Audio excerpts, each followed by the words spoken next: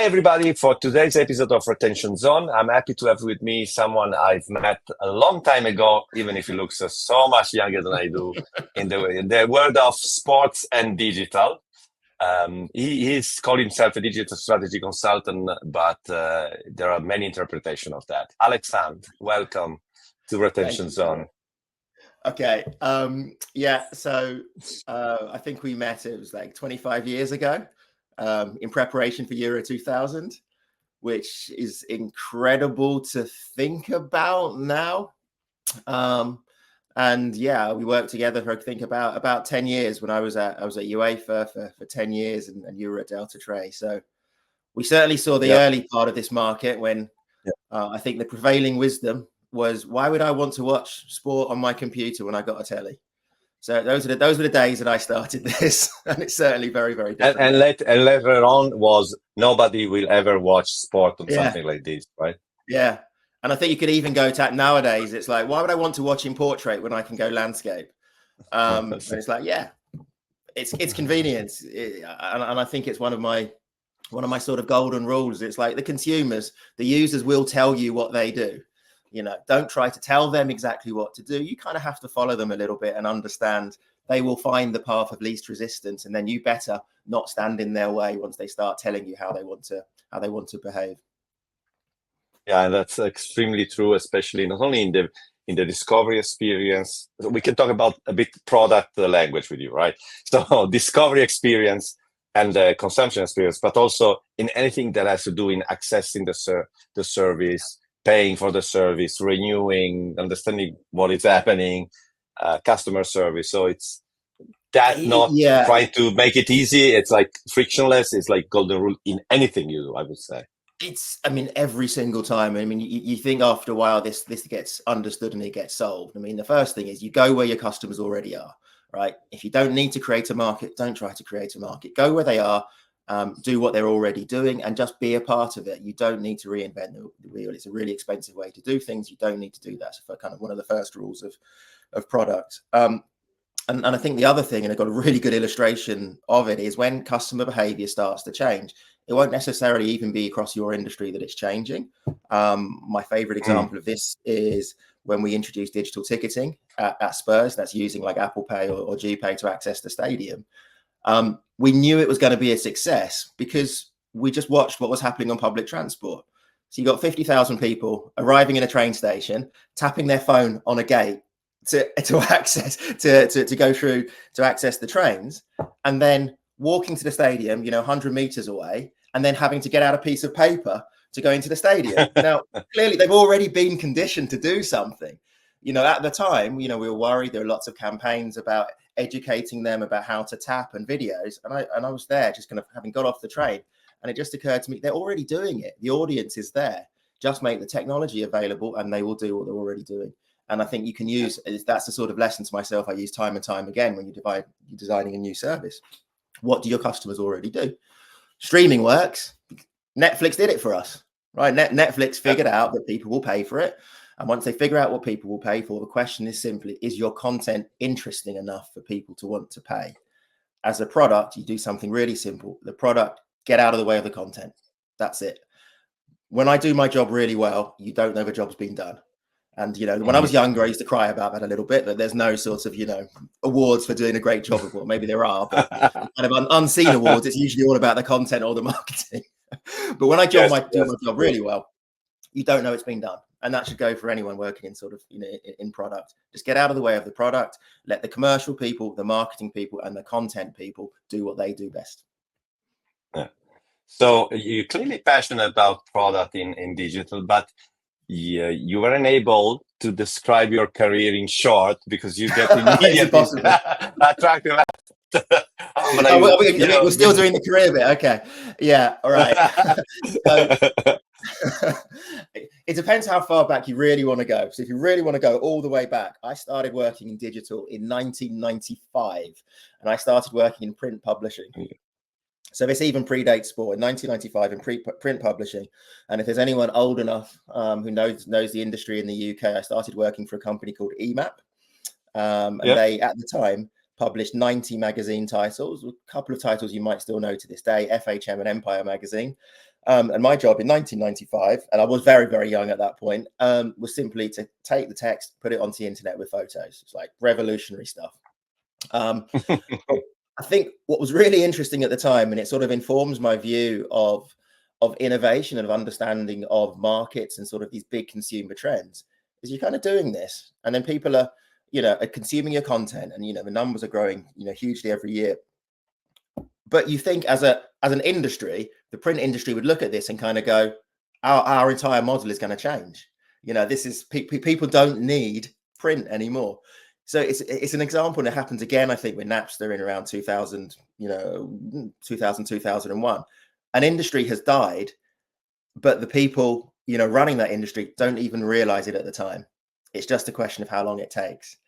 And, this happens with technology. You can't put things back in the bottle. Once they exist, they're out there. And then it's a case of audiences and, commercial and marketing and content finding the right way to package everything together to be consumed. But the technology can't go back in the bottle. And that's certainly the case with, with streaming as well. I've done it again, haven't I, Carl? I haven't told you any more about the rest of my career. Yeah, that's fine. Well, then what?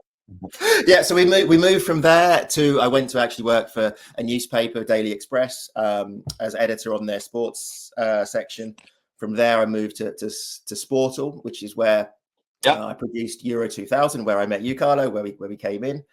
From there, from Euro 2000, this is all websites at this point, because that's all there is. I spent 10 years at UEFA as head of product in the new media division. Again, the title is quite interesting, new media, because it was new. Now it's just media. This is just what it is.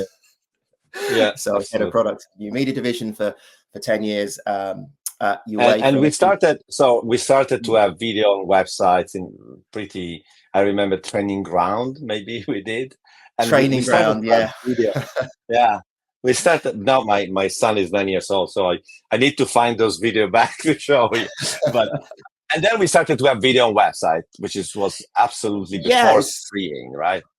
Yeah, the first time we did live was 2006. Because up until this point, and I'm really, really glad that sport didn't hold out as long as some other industries. So sport realized that these rights weren't going away, they had to be used. We had to use live rights on the internet. So at the time, contracts were written from the perspective that said that live rights were defined as TV rights. And then later on, there was an interpretation given to those contracts that says, no, TV rights are live rights, and they include all forms of digital broadcast. So the contracts themselves didn't have that language, but interpretation was layered on top. And that meant, and it really kind of came from UEFA at the time, that they said, you need to use those rights. If you don't use those rights that you've bought, well, we'll take them back and we'll use them ourselves. And that's the project that we did in 2006, starting with the Champions League in 2006, to broadcast matches over the internet, I think. And to give a perspective on how early that was, YouTube, I think, launched in 2005, something like that, maybe 2004, 2005. So YouTube. And I remember, for me, streaming, to be honest, I mean, what I call streaming in a modern way started just 1 year after, in 2007, when I started working with NBC Olympics for the Beijing Olympics. And yeah, you always say this to me, Carlo. You never give me 2006. No, okay. Let's no, just technology-wise, not in terms of live streaming. You're right. I have to amend that. But that was the first time that adaptive bitrate, before we used Silverlight, and Microsoft just launched Live. Then that was adaptive bitrate and smooth streaming, whatever you call it, and you could DVR, etc. So but you're looking at this from the technology perspective. Yes. For me, as the customer of the product perspective, you're either sitting in front of your laptop, able to watch something in good enough. No, totally agree. So I will amend my book that I'm writing on my useless bio, story of my life, with that. I think you've got maybe 5 people to buy that book, Carlo. and not even my family. So what happened after that? So now we are getting in the real digital kind of exploding. Right? Yeah. So for me, 10 years at UEFA, I think at that time, and then I went to work in sort of the broadcast area of UEFA as well. I was, kind of project manager on Euro. Gosh, I've got to get the Euros right. Euro 2008, and there's innovation now happening in broadcast and innovation. Sort of streaming. It's still pretty slow. I mean, the barrier is mostly being about bandwidth, but also processing power. Actually, the two things are really the barriers to it taking off. I actually left the industry. I went to do an MBA. So I moved to Boston. I did an MBA. I also did a rotation in San Francisco. And I developed this idea that if you're in San Francisco and you have a startup, they'll just throw loads of money at you until you become, really rich and successful.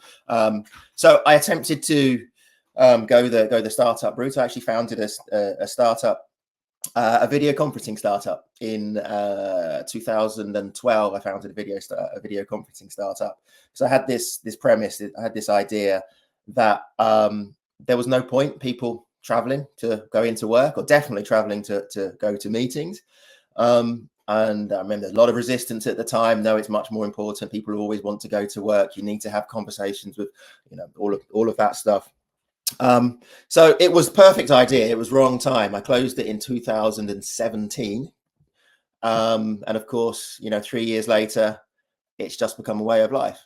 It's just absolutely normal. Absolutely. Look at what we're doing now. It's just absolutely normal. For absolutely 75% of our interactions to be, virtual, to be digital. So that brings me back to the UK, and I went to work for Tottenham Hotspur, who at the time. By the way, the moment of the new stadium, I came there to meet you. Yeah. That's right. And the tagline for the stadium was the most technologically advanced stadium in the world, and it is. I mean, it's more than that. I mean, the Tottenham Hotspur Stadium is truly a marvel. It's like a 5-star hotel that has football matches playing in the middle. It's incredible for anyone who ever has the chance to go to Tottenham Hotspur Stadium. Please do.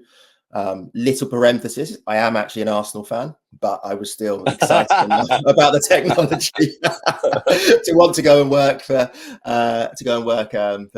Spurs. And a lot of very, very interesting things that we did. I think what I always like to think about is what actually changed, industry or market or behavior. What did you do? And that digital ticketing project, which actually was only able to happen because of COVID. Because at the point that COVID, happened, there was a lot more. We need to reduce every single human touch point. So the more you could reduce things and then just use your phone to tap and keep distance, the more likely it was to be allowed. And that's one of the reasons we developed, and actually launched and then made it almost compulsory to receive all tickets digitally. So maybe with the club, if before you had all roles that were definitely fun, creating technology, product with technology that were fun facing, maybe at the club, it's where you went more direct to consumer, also in terms of monetization. So understanding there's someone in front of you that is paying, which for me was a big epiphany, to be honest, when I went from, website apps to SVOD, subscription-based OTT streaming. It changed a lot my perspective. And I think even the rationale in product management, in product decision, when there's some single people paying for something that you're doing, the way you change a feature, you introduce a feature, the way you market a feature, it made all more sense. But that's my experience. I don't want to guide you to. I think for me, it was running a startup where, literally it's exactly, if you're asking, I mean, first of all, it came, if you're asking somebody to invest in you, you really need to know your business inside out. And then if you're asking a customer, whether you're asking them to pay or whether you're asking them just to give you their time and to use the service, it's the same thing. It's a huge commitment from a customer. It's very easy in sport just to build something. We know that people love sport. We're tremendously lucky, to work in sport, because it means put something out there, people will consume it because they've got loyalty to the club that's playing. They've got interest in the competition. So I'm tremendously lucky in that respect, but it can make you genuinely get a little bit lazy about really understanding the motivation of your customers. And when you're running a startup, you can't be lazy. So you really have to understand exactly why somebody is interacting with you, what it's worth to them, et cetera, et cetera. And I think that definitely changed my approach to product. By the time I arrived at Spurs, you kind of really understand that. And it's also a much smaller team. And it's much more focused on, there's got to be commercial returns. You've got to justify the investment. And there was a real focus also on ensuring, because the club is very close to its fans, you've got to ensure that you're providing really good experiences as well. And there is this sort of little bit of a, fans versus customers, never quite sure which is the most beneficial way to look at them. You look at customers, they're paying, and therefore you don't expect their loyalty. You treat people as fans, you expect their loyalty. So it's sort of there's pros and cons of approaching them in each of those respects. But yeah, to go back to your question, I think I definitely at that point really appreciated the commercial aspects a lot more, and the behavioral aspects a lot more. Seeing how people interacted. And we designed the Spurs Play service, which is the OTT premium OTT offering. It's quite interesting there because we did a lot of modeling. Before launching that service, there's a lot of modeling about how many users they would get. And I mean, one of the, obviously we'll probably cover this later. One of the most important things is data and insight is absolutely fundamental to retaining and understanding your customers. So I think we'll touch on that later on. Yeah. But what was also interesting, when you do really understand your audience, and we had somebody who was in charge of, fan relations, who really understood the audience. So we did all this modeling, sat in a meeting, and then she said, there'll be, whatever it was, 60,000, 70,000, 80,000 people will subscribe. And she's like, how do you know that? And it's, because that's how many people will pay. And she could just tell us that because she understood the audience, so well. She could tell you exactly how many people were going to pay for this service, based on understanding of the audience. So alongside data and insight, that's something that's really important as well, is understanding motivation, understanding the absolutely. And your last, if I remember well, your last gig was directly in streaming, correct? Directly in streaming, yeah. So I was director of product for Stream AMG, which is part of the PA Media Group. And here, gosh, you finally went on the vendor side. Yeah. The beauty and the challenges. Oh gosh, yeah. I mean, I think in the first couple of weeks, I just felt guilty for all those times I'd sat on the other end of an RFP grilling vendors, and I felt so guilty. I wanted to kind of reach out to all the people that I'd grilled over all those years. And just apologize, because then I was on the other side having to put the pictures. I will isolate this part and make it a viral clip. I think it resonates a lot. Oh gosh, yeah.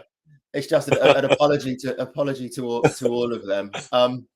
Yeah, I mean, it was very, very useful to sit on that side because, and I think this is a sort of a core part of my my consultancy now, is understanding both sides of the deal, understanding both sides of the transaction, what you're looking for as a client, what you're looking to buy, and also how you want vendors to pitch to you.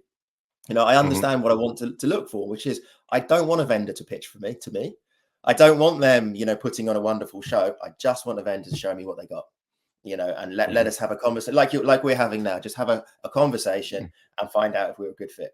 It's like, don't pitch to me, just have a conversation and find out what you have. And then we can figure out if it fits our needs or not. So if you take together your Spurs, in general experience, and especially the one on the OTT product and the one with the streaming vendor, obviously retention zone is about retaining customers, but more in general, I think monetizing customers in streaming. What you see happening today, and what are your experiences, especially, and at that point, let's talk about data and insight. Absolutely. So, overall, I think I am tremendously optimistic about the streaming market. I think I always like to step back and have a look at the big picture. And the big picture is interest in sport is booming.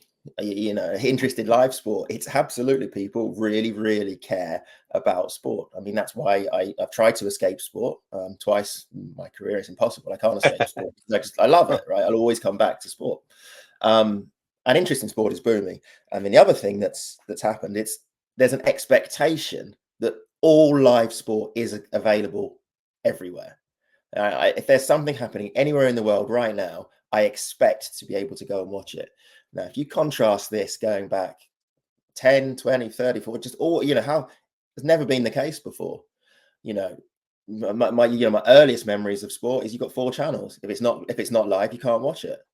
You can't even see highlights unless you're waiting for something like Trans World Sport or something on a Sunday morning. It didn't have the level of accessibility now. So you've got interest in sport is there, the expectation and the technology to deliver that live coverage to everybody wherever they are in the world. I mean, the last one, which is key, you've got generations that are growing up now who are accustomed and willing to pay for those live sports streams. Mm-hmm. So those 3 things together, that's a real kind of 3 really healthy macro factors about an industry.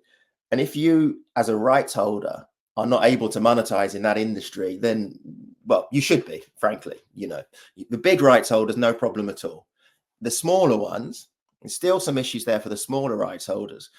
And I think that's where there's opportunities exist, where those smaller rights holders have to figure out a way to be really nimble, to be really analytical, and to be really sort of clinical and fast about how to reach their customer bases, because they do exist. But it's a matter of actually getting the product to the people at the right price point in the right way and letting them know that it exists.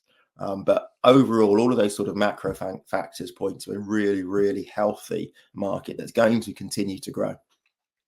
It's also true that this is this last month, and there were earnings at the end of last week.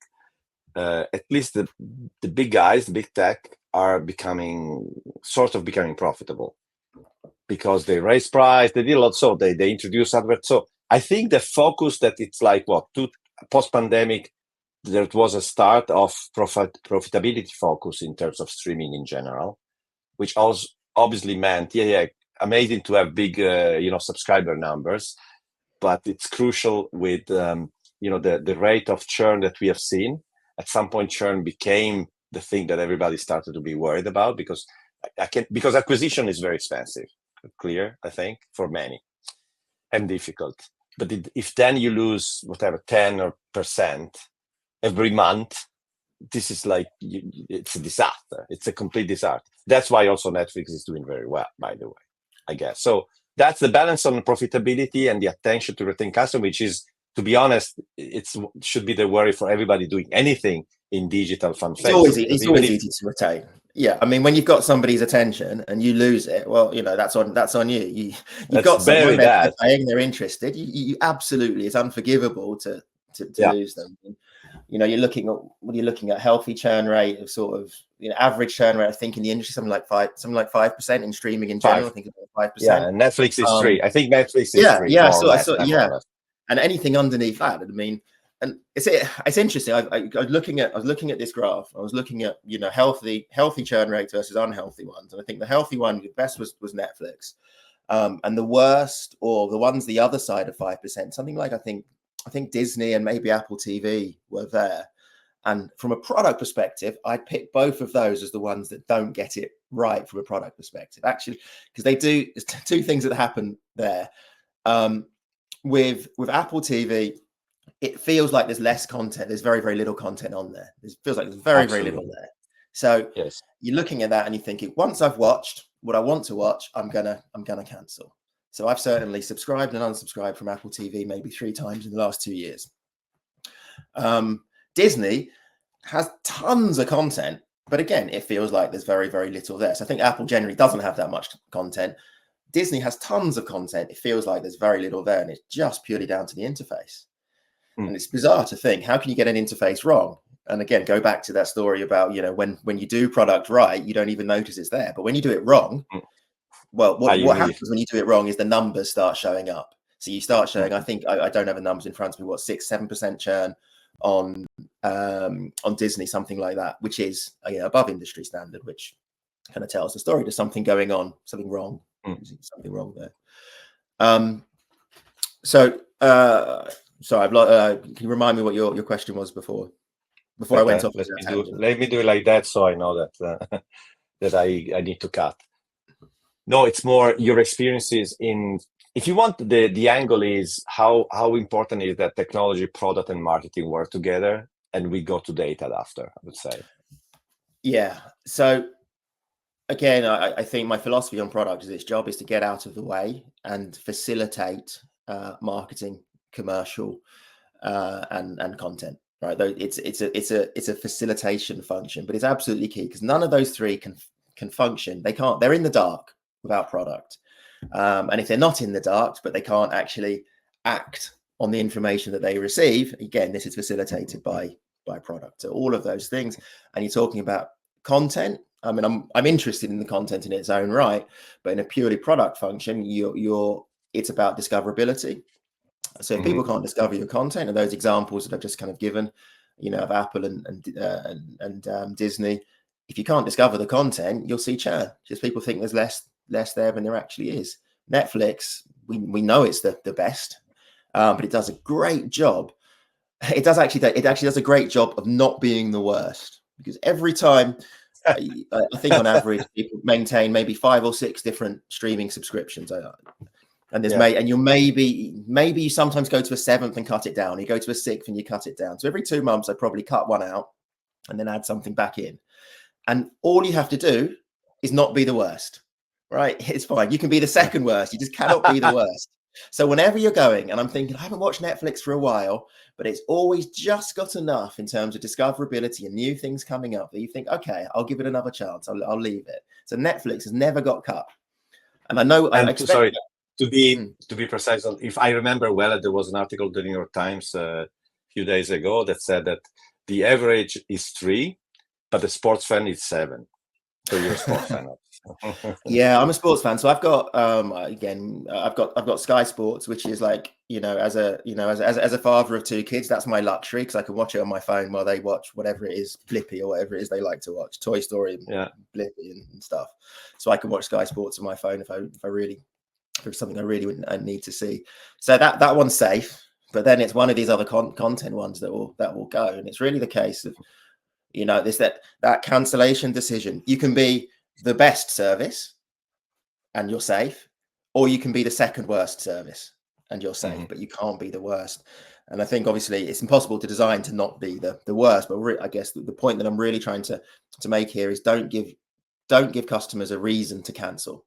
And that is, don't annoy your customers. Don't do stuff that annoys them. Right. I mean, if you've had a customer service failure, or if you had a live stream failure, just refund them. Don't argue. It happened. Just refund them. The risk of annoying someone so they cancel you next time is, far worse than whatever the cost of refunding them this time. So don't annoy your customers.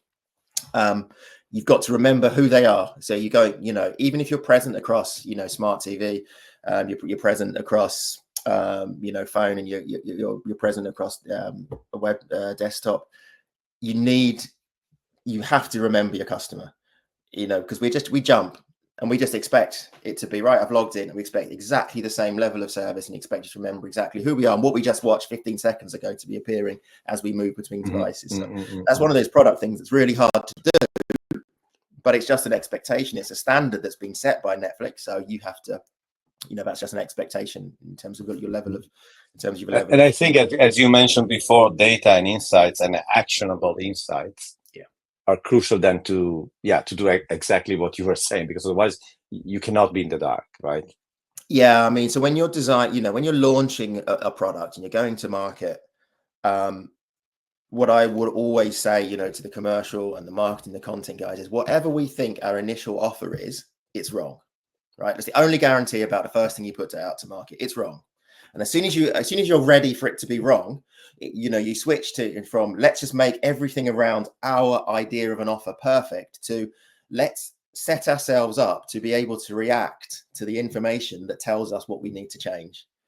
And that's more important from the product perspective, is when marketing come to you and say, well, we're seeing these behaviors and this is happening and people are canceling. What can we do? We need to be ready to do something because people are canceling. When your retention engine or your engagement engine starts telling you, oh, look, we've got this cohort of people who are slipping.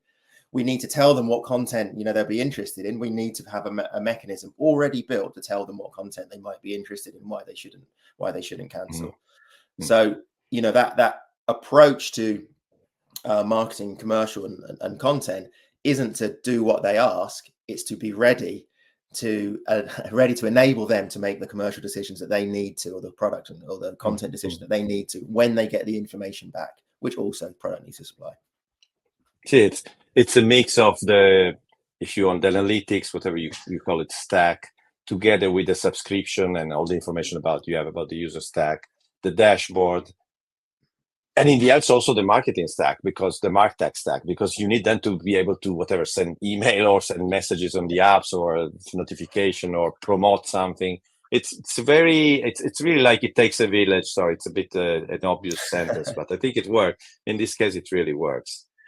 And yeah, I mean, the cheapest way to do it is, you know, you build everything, you design it, you invest that money in it, you step back, and what happens, right? Someone's publishing content, someone's marketing content, and, you know, then the commercial is set a price point, and you just sit back and you see what happens, and then 2 or 3 years passed, and then you sort of decide, was that success or was that a failure, right? That's the easiest way to do it, where you're dealing with knowns, and then you're just simply marking yourselves against your performance at the end of a 3-year period. Okay.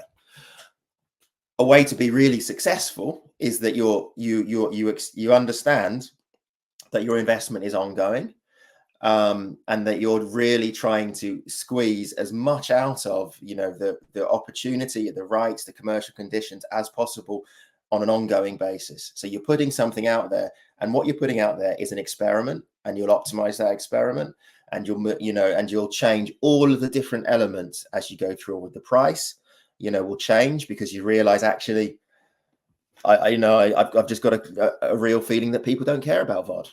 You know, and my provocative statement of the day would be, don't charge people for VOD. It's like, if you've got the editorial people within your organization to create VOD, have them create VOD for free, push it out on social media, and increase your reach.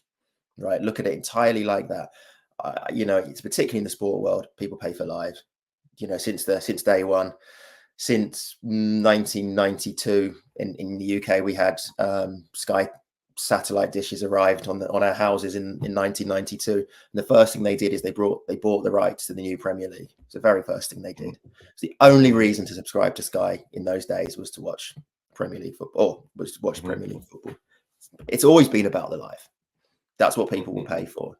I think a lot of effort goes into trying to create these bundles of content, you know, when you don't quite have enough live rights. So you've got a couple of bits over here. Maybe, you know, football's tough because obviously, you know, a lot of the clubs only retain the rights, you know, to show pre-season games, for example. So it can be very, very tough, but it applies to anywhere where you don't have enough rights, where you try to create bundles of content to keep people interested in.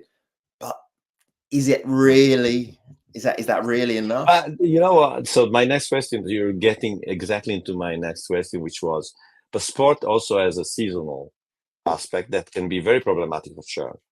So I've worked with certain big American leagues, OTT, and the season is not too long. So what you do between the end of the end of the season and the first start of the season, it's crucial. You need to figure out. So it's a specific issue if you want. Obviously, someone like it's one I've absolutely encountered. I mean, when I was at Stream, you know, we're dealing with, you know, 70, 80, 90, you know, customers with seasonal content, right?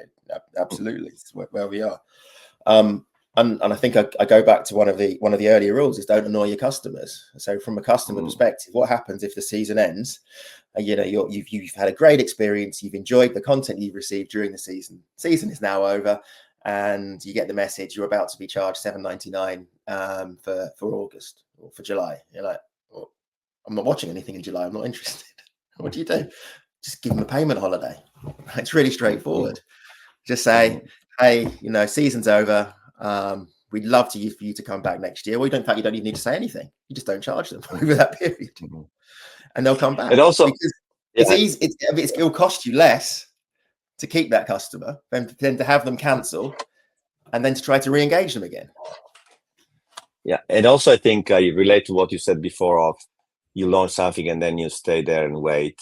when I work, I mean, even if I was just another, a sponsor on projects, that's like month by month, week by week, day by day operation, marketing operation, product operation, understanding. Even during a season, you see maybe that, there's new trend or the clubs are doing something. So you need to be able to, obviously you build before, but then you need to be able to have a product marketing content stack, if you want to expand the technology that can move with what's happening, what the fans are doing. Are they, growing more than you expect? And this is if you want to grow, and we had target of 20-30% growth. So it was not super easy. We had I always have in targets mind defined before. So it's really daily.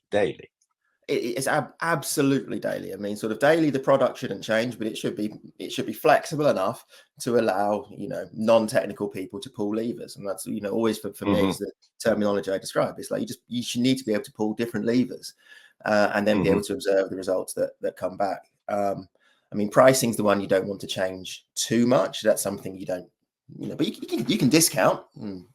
People have different theories about discounting, but pricing in discounting are easy. You can do that after, or discounting is easy. You can do that after the season has started. And the other thing you can always do is bundling. So you can either, bundle more stuff in. Again, going back to what I said earlier about VOD, I'm not a favor of doing that. Or you can bundle your subscription service into something else. Football clubs, that's become very interesting because, of course, you've got whole season tickets, you've got memberships, you've got lots of different areas. Absolutely. You can consider bundling that service in. Not easy because now you're into the area of cannibalizing your own other product. So it's not easy, but it's certainly considerations that you need, the conversations you need to think about. And if I again stay in my lane and start talking about the product perspective, you've got to be ready to do that. So you've got to be ready to connect to whatever it is, 100,000, other customers sitting somewhere else and say, yeah, they've now got access, right? And we need to make that happen. So I mean, these are all sorry. Also, especially in areas like sport properties, the amount of fan data that they can aggregate in whatever platform or data pool that can be used for retention are super important. So the fact that you start knowing that, okay, this customer is also someone that buy merchandise very often, every year. They also fantasy. I think at the moment, what I've seen is people trying to put all data in these big data pools and creating insights, etc. I'm not sure how many are reacting, so are taking action, coordinating on all the platforms. So, for example, if I know you're streaming, am I doing something on fantasy for you, or if I'm in the whatever? So maybe the front end is still not there. The way to cross pollinate this information, I'm not sure if a lot of people are doing that. Yeah, which and I could think be powerful. This is sort of looping all the way back to the original question about the state of the streaming market. So what I expect to happen, I expect these costs to fall. I expect the technology costs to fall, and I expect the product to be got right, in this respect. And that's the ability for the product and the technology to deliver or to react to actionable insight. I expect that to happen. Why do I expect that? Because it needs to, because there's a lot of smart people work in the industry, and it needs to happen. You need to iron out, and so I expect those things to happen. And as those things happen, what it means is now your smaller rights holders are able to actually execute against their commercial strategies, because they're not having to sit there. So you don't have to have your smart commercial, smart marketing, smart content guys and the smart product guy, all those people together designing a service from scratch. Instead, those people can purchase a service that's already been built for them, and now they can act against it, and they can pull the levers, and they can figure out what a good commercial strategy looks like. So then they can get their offer right and roll that out to customers. Yeah, so I think you just wrap that up as really it's just productization of this concept of ensuring that you're able to commercialize the services that you have. So one last question, more in exactly because of what you said before of being, having the view from the client and from the vendor. What you describe, it looks to me that like tier, whatever we want to call it, tier 2, you would think that vendor side, one end-to-end platform that can do everything in a simple way would be ideal. While I think this is an observation, tier 1, tier 0, more and more streaming is their core business, becoming their business too, not core, maybe in some cases for the media, yes. and they may need more specialized integratable services. Is that a fair I think assessment, or? I think tier zeros are in that perspective where they can innovate and they can take more risks themselves directly. And as obviously as you drop down the tiers, that's less possible. And supply has to respond to what clients are doing. So I would expect a rationalization in supply. Mm-hmm. I would expect previous models of how people have gone to market to drop away because the customers aren't there. Tier 2, tier 3 customers, they're not going to experiment. They're not going to build services from scratch anymore. You shouldn't be doing that. Shouldn't be necessary. It's what happens in the marketplace. Yeah, I would expect that tier 2 won't be as willing to pay to build services as they have been in the past. We're seeing a lot of costs dropping, which again why I'm tremendously optimistic about the market, because the costs, bandwidth costs continue to fall, and they will continue to fall. And I suppose there's an upper limit on the quality that you need to actually consume, right? You can try and sell me an 8K TV, but my eyes don't see an 8K, so there's really very, very little point. So I'd expect those costs to continue to fall. When those pure costs start to fall, and then like so many smart people in the industry, we know what products need to be built. We've done this for a very long time. We know the products that need to be built. And we know how we need to connect those products. So people work in those sort of tier 2 areas, they're able then to execute against their strategies. People in tier 0, tier 1, there's appetite for more risks.